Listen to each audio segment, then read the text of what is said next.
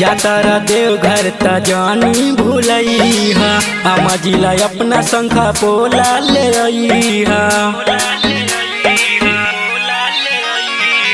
जातर देवघर त जानी भूलैहा अम्मा जिला अपना शंखा पोला ले अइहा।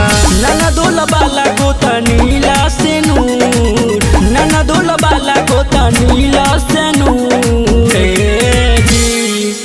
मेहरी के अपना न भूलिहा ये राजा, हमारो ला झुमका ले आइहा जरूर। मेहरी के अपना न भूलिहा ये राजा, हमारो ला टिकावा ले आइहा जरूर।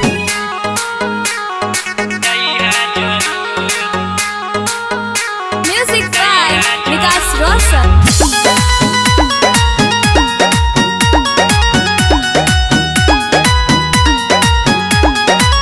बोलबा माँ लिखल पिया ले ली हमाला, हरी हरी चूड़ी उहवा सावन में बिकाला। मानीला बात पिया करीला नहाला, यही रहन रावणी के बुझाला। बोलबा माँ बोलत जइहा चढ़ी शुरू, बोलबा माँ बोलत जइहा चढ़ी शुरू।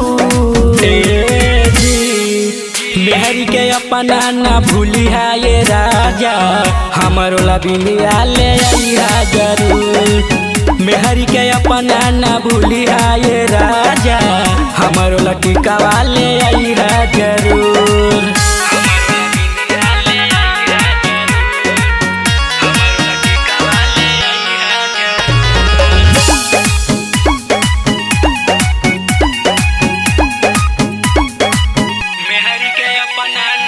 बाबा त्रिपुरारी के महिमा बाभारी, जलवा चढ़ाई हा जाके उनके दुआरी।